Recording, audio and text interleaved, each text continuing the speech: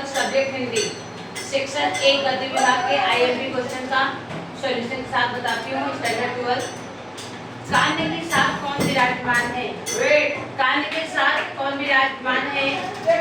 आपका इसमें देखिए श्यामा अर्थात राधा, श्यामा अर्थात राधा। और उन्हीं का अर्थ क्या है? मौखिक। कृष्ण अपने हाथ से गोपियों पर क्या डालते हैं? चंदन केसर। गोपियां किसकी बनी माला पहनेंगी? कुंजा की। निशिदोष रहे साथ लगी यह सौतीन तापन क्यों सही? काव्यांश में निशिदोष शब्द का अर्थ क्या है? इसका मतलब होता है निशि मतलब होता है रात और धौस मतलब होता है दिन। निशिदोष रात दिन। और अगला क्वेश्चन, गोपियां किसको अपना शौक समझती हैं? मुरली को। मुरली को गोपियां अपना शौक समझती थी। इसका ऑप्शन रात दिन रहेगा।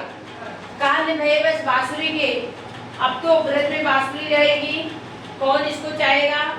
इसका जो है आगे का आंसर जो है आपको देखिए, अब कौन सखी हमको चाहिए? हमको चाहिए आएगा। अगला है कृष्ण किसके हो गए? कृष्ण जो है किसके हो गए?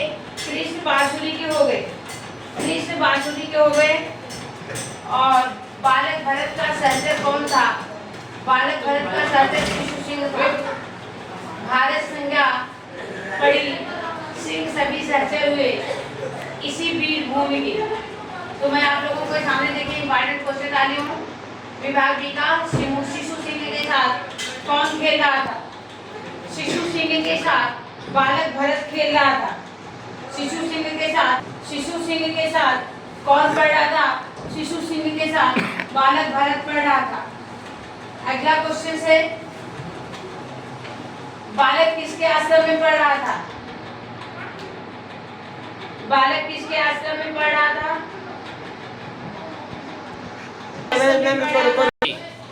बालक किसके आश्रम में पढ़ रहा था? ऋषि कश्यप के आश्रम में पढ़ रहा था। किसी ऋतु का सुप्रभात था। यहाँ पर दो ऋतु आया है, बसंत ऋतु और वर्षा ऋतु। यहाँ पर बसंत ऋतु आएगा। और आगे का देखिए क्वेश्चन, मंद मंद क्या बह रहा था? मंद मंद क्या बह रहा था? मंद मंद अनिल। अनिल यानी क्या होता है? हवा। मंद मंद अनिल बह रहा था। जब बादल को गिरते देखा तो किस ऋतु का प्रभाव था? वसंत ऋतु का प्रभाव था। कवि ने मानसरोवर के श्याम नील शरीर में किसको तैरते देखा? हंसों को तैरते देखा। हंसों को तैरते देखा। अगला क्वेश्चन देखिए, बाल सूर्य की किरणें कैसी थी? बाल सूर्य की किरणें कैसी थी? कोमल थी। कवि ने किस वन का जिक्र किया है? वेरी इंपॉर्टेंट क्वेश्चन, आईएमपी है। एक चीड़ वन का किया। उगे हुए हैं। हम सफर क्या करें? उगे हुए का मतलब होता है जमाई देना। उगे हुए हैं। नदियों के किनारे पर क्या है? नदियों के किनारे पर क्या है? घर बने हुए हैं। नदियों के किनारे पर घर बने हुए हैं।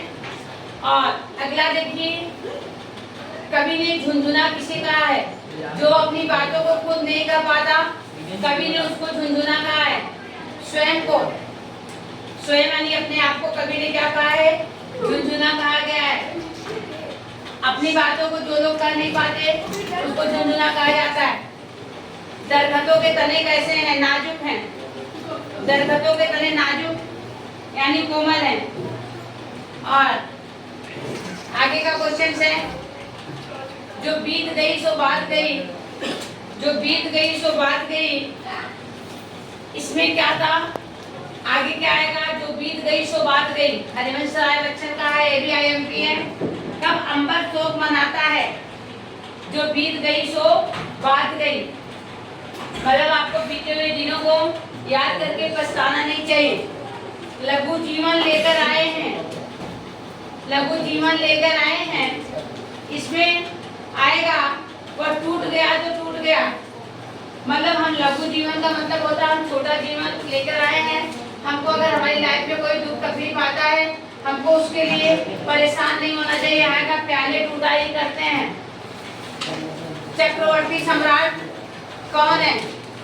चक्रवर्ती सम्राट जो है यहाँ पर युधिष्ठिर को बताया गया है। युद्ध की, साम्राज्य की, संबंध की, सभी की निश्चित, किसकी सीमाएं निश्चित हैं? सभी की। और चक्रवर्ती सम्राट युधिष्ठिर को बताया गया है ये महाप्रस्थान लेसन का है। युद्ध और आतंक किसके पर्याय है? सामाजिकता के। जड़ किसका प्रतिनिधित्व करता है? जड़ का। ये भी IMP है। जड़ जो होता है, जड़ का मतलब होता है निर्जीव। जड़ जड़ का ही प्रतिनिधित्व करता है। महाप्रस्थान काव्य के प्रकार कौन सा है? खंड काव्य है। कौन सा है? खंड काव्य है। महाप्रस्थान काव्य का प्रकार कौन सा है? यहाँ पर देखिए, खंड काव्य है। खंड काव्य।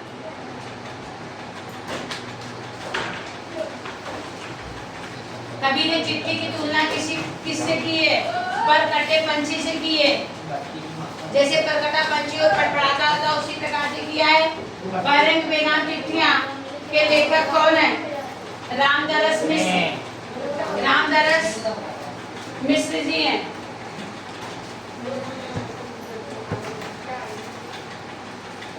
कवि ने एक ऐसी चिट्ठी छोड़ी है, बहिरंग। बहिरंग का मतलब होता है जिस चिट्ठी में कोई टिकट न लगे हो, वो बहिरंग होता है। अगला, बंद लिफाफे में अनकहा दर्द किस तरह काँप रहा है? पत्ते की तरह काँप रहा है। अनकहा दर्द कैसे काँप रहा है? पत्ते की तरह।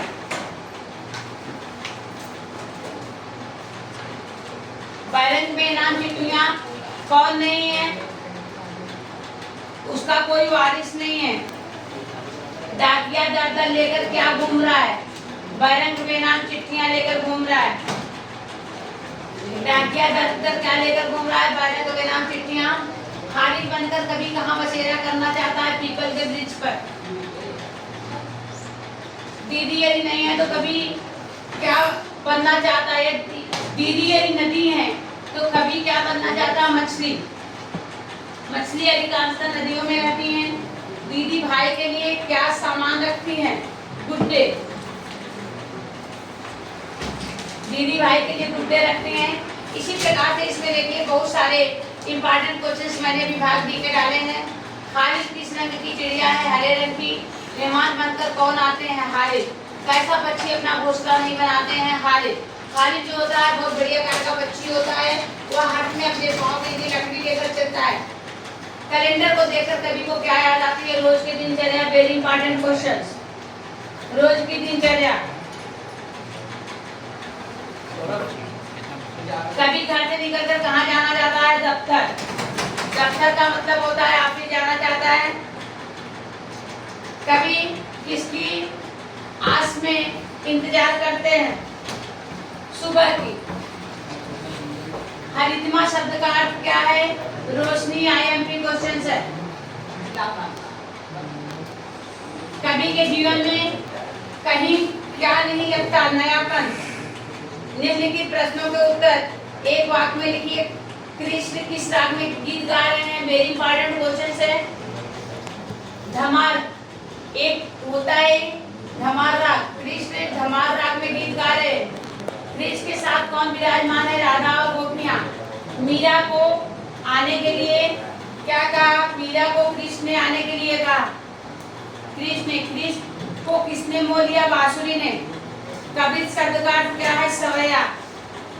ये भी इंपॉर्टेंट क्वेश्चन है। अगला देखिए, कृष्ण अपने सिर पे कौन सा मुकुट धारण करते हैं? कृष्ण अपने सिर पे मयूर पंख मोर मुकुट धारण करते हैं। वेरी सिंपल क्वेश्चन है। आप लोग को भी अधिकांशतः घर पर बताया भी जाता है। भारत का प्रथम साम्राज्य किसने स्थापित किया? भरत ने। दुष्यंत के बेटे भरत ने, जिनकी माता का नाम शकुंतला था। ये भी इंपॉर्टेंट क्वेश्चन है। प्रसाद जी मुख्यतः किसके कवि हैं? प्रेम और सौंदर्य के। प्रेम और सौंदर्य के कवि हैं।